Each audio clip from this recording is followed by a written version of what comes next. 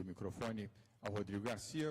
Rodrigo, como vice-governador e secretário de governo, tem uma missão, aliás, missão que desde o dia 2 deste mês, com a nossa posse, redução de custos, enxugamento da máquina pública e, obviamente, isso já determinou o cancelamento de atos e comprometimento orçamentário que, a nosso ver, precisam ser revistos antes de serem comprometidos. Aqui nós não vamos fazer nenhum tipo de irresponsabilidade fiscal por ordenação política, por vontade partidária, por concessão de ordem de interesse político eleitoral. Isso está vedado no nosso governo a quem quer que seja. E, obviamente, os atos feitos pelo governador que nos antecedeu, sobretudo aqueles após a eleição, todos, sem exceção, serão revistos. Após a eleição, todos os atos do ex-governador Márcio França estão sendo revistos. Não faz nenhum sentido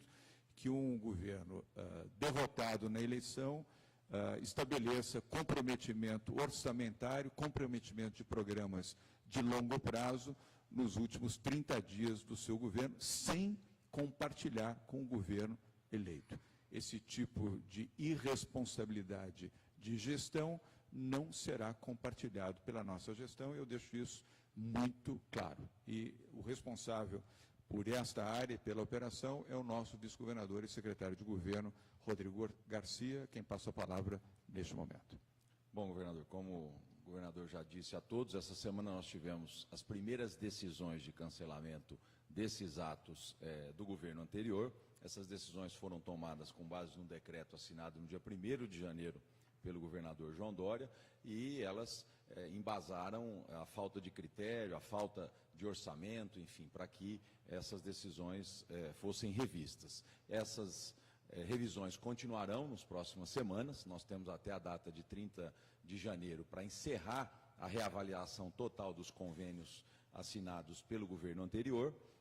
Então, nós teremos mais notícia na próxima semana de outras áreas como saúde, educação, habitação, né? E essas revisões estão sendo tomadas única e exclusivamente porque não se identificou nenhum critério técnico para a concessão desses convênios e também nenhuma documentação necessária para que embasasse a assinatura desses convênios. Então, nós vamos continuar com esse trabalho até o final do mês. Em paralelo, um trabalho também do enxugamento dos cargos em comissão. Nós tivemos a exoneração até agora de centenas de pessoas na administração direta, e nem metade desses cargos foram reocupados, portanto, com muito critério na reocupação desses cargos em comissão, e os trabalhos nas estatais começam a partir de segunda-feira, tendo em vista que hoje nós tivemos as últimas reuniões dos conselhos das estatais com a nomeação dos novos diretores do novo governo. Então, esse trabalho também se estenderá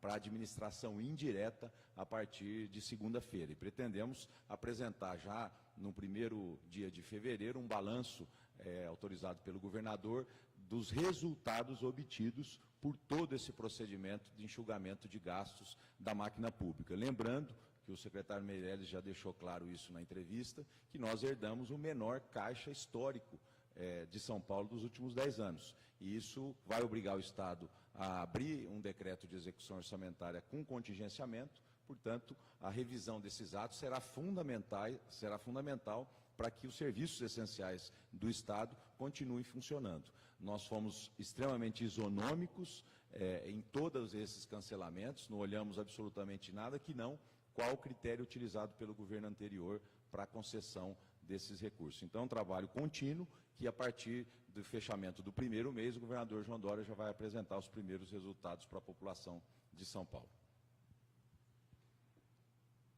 Obrigado, Rodrigo. Só quero reforçar, não se trata de estigmatização política, mas de responsabilidade de gestão. Não é razoável que um governo que perdeu a eleição nos últimos 30 dias qual o valor dos contratos que foram destinados pelo governo derrotado nas eleições e que em 30 dias comprometeu quanto do orçamento? Só dos atos já cancelados, governador, cerca de 160 milhões e cerca de 50 milhões para uma única cidade, né? E isso se repete, São Vicente. Isso se repete em outros atos, principalmente na área da saúde.